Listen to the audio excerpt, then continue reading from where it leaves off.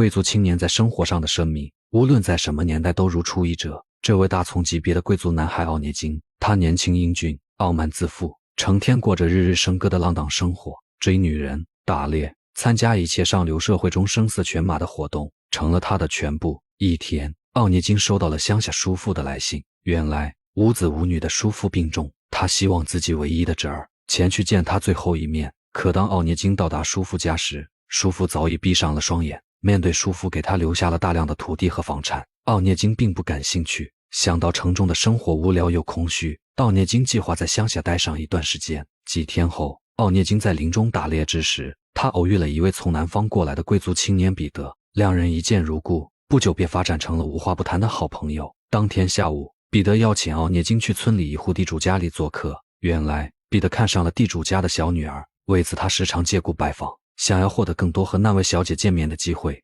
虽然地主家的生活在这乡村之中算得上首富的水平，但在奥涅的眼里，他们依然贫穷。当彼得出门寻找主人之时，奥涅金在客厅发现一个明眸皓齿的姑娘，躲在门帘后偷偷看着他。阅女人无数的奥涅金从未见过如此清纯的女孩。就在他准备和女孩打招呼的时候，那位姑娘羞涩地跑开。稍后，奥涅金才得知，这个女孩正是地主家的大女儿塔尼亚。塔尼亚和活泼开朗的妹妹安娜性格大不一样，她温柔贤淑，文静优雅。晚餐时间，塔尼亚的母亲询问奥涅金，她要如何处理叔父留给她的土地。奥涅金慷慨地表示，他想要将那些土地租给农奴们使用。这样的想法惊呆了在场的贵族和地主们。在那个身份等级观念极强的年代，所有人对奥涅金的决定感到不可思议。哪知奥涅金这样的举动瞬间打动了塔尼亚。塔尼亚认为，眼前这个来自大城市的男孩与乡村那些粗鄙的莽夫们显得那么的与众不同。隔日一早，塔尼亚忍不住去到奥涅金的庄园。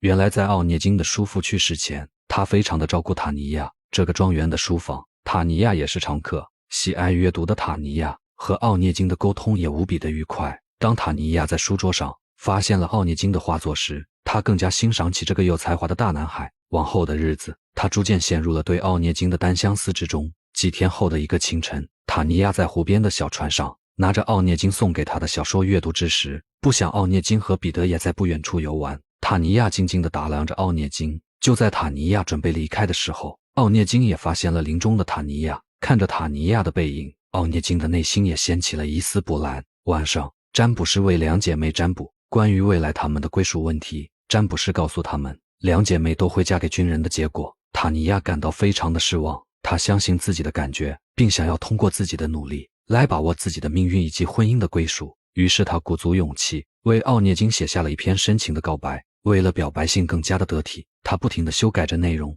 整整写了1页，她才完成了这封告白信。可当奥涅金收到这封信后，他对信的内容感到非常的意外。在那个年代，一般正规家庭出生的女孩极少有这样敢于冲破礼教束缚，勇敢站出来追求自己的幸福，主宰自己的人生大事。虽然他对塔尼亚也有好感，但他深知他们之间身份和财富的悬殊巨大。塔尼亚的家族也没有贵族头衔，为了维护贵族的体统与颜面，奥涅金将那封告白信扔进了火炉里。只过了1秒，他又开始后悔，于是他将信收了起来。刚好1个礼拜后，也是塔尼亚的生日，他的母亲并不想邀请奥涅金参加，他认为奥涅金高傲冷漠，但经过彼得的一番劝说后，老妇人答应邀请奥涅金。一直没有等到奥涅金回信的塔尼亚，内心一直忐忑不安。生日宴会那天，当仪式即将举行完毕之时，奥涅金才姗姗来迟，但塔尼亚并没有介意，他们四目相交，各怀心思。为了得到一个答案，塔尼亚偷偷往门外走去。奥涅金瞬间心领神会，他也跟随着塔尼亚走出了房门。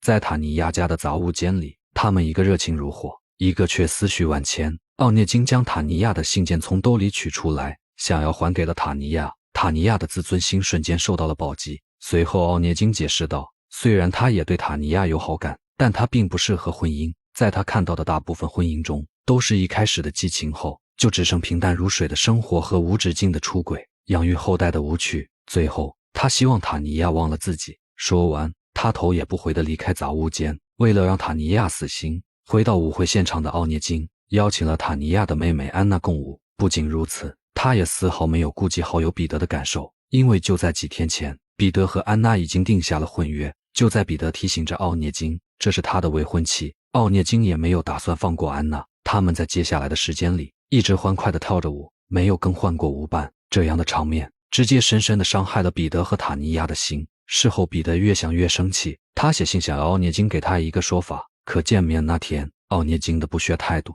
让他们的矛盾升级。得不到道歉的彼得现场提出要和他决斗。在彼得的心里，爱是圣洁，不容许外人丝毫玷污，可奥涅金却劝告他，天下女人都是那样，安娜昨天可以和他跳舞，明天就可以去找其他男人。听到这样的话，彼得更加的气愤。可在决斗中，由于奥涅金受过正规的训练，彼得被他一枪毙命。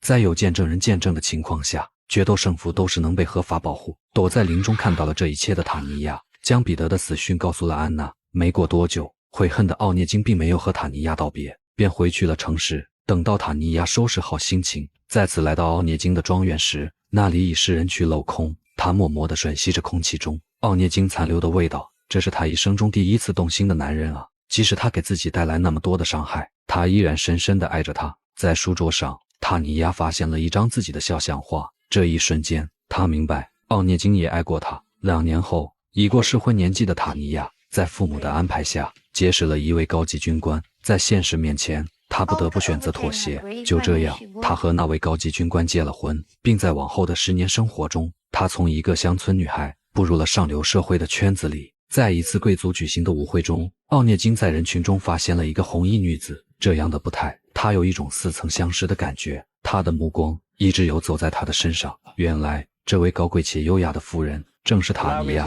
奥涅金忍不住上前和她搭讪起来，可如今的塔尼亚多了更多清冷的气质。奥涅金上下打量着她，年轻时爱情的火焰瞬间熊熊燃烧起来。此时他才意识到，这个曾经平平无奇的村姑，如今是那么的耀眼夺目。回到家中，奥涅金真诚地诉说着自己的悔恨，并将这样的感觉写在信中，像当年塔尼亚写信给他那般的炙热。可当塔尼亚看到信后，他也一把将信丢进了壁炉。他知道他必须忠诚于婚姻。往后的日子，在上流社会的一切聚会中，奥涅金都一直追随在塔尼亚的身后。塔尼亚的一举一动都会让他魂牵梦萦。直到现在，他才明白自己是多么的爱这个女人。可塔尼亚面对奥涅金深情的脸，他依旧一脸冷漠，甚至连眼神都不愿意与他有任何交集。越是这样，男人的征服欲越加的强烈。一天，他冒失地来到塔尼亚家偌大的庄园前，深吸了一口气，勇敢地往塔尼亚家走去。当他推开大门之时，塔尼亚犹如一朵洁白无瑕的莲花，正端坐在客厅的中央看书。塔尼亚指责着奥涅金为何要如此纠缠着他。奥涅金回答道 Why do you pursue me like this? Because I love you. I love you.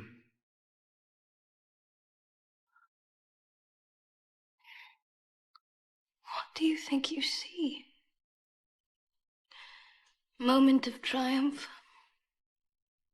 Brief scandal? No. Why this change? Why has this sudden Because side of me shocked you into this? I don't know. But seeing you again, I have seen myself. You are mistaken in what you say and in how you see me. No. My husband is asleep upstairs. Tell me that you love me. Tatiana, I beg you, be with me. Has it healed? 突然，奥涅金不由自主地蹲下，恳求塔尼亚接受他的爱，和他一起逃离这里。尽管自己的婚姻并不是因为爱而产生，但塔尼亚依旧严守礼法和道德。他彻底锁上了爱的心门，决绝地起身离开了奥涅金。在爱情上，并没有等级之分，过得再也不会回来。当初那个他瞧不上的乡下姑娘，如今他再也高攀不起。有些人一旦错过，就是一辈子。塔尼亚告诉了奥涅金，婚姻并不是枷锁，也不只有出轨，更多的是责任和担当。他不受限于阶层。奥涅金孤独的背影穿过寒冷的圣彼得堡街头，直至到老，他仍旧孤身一人。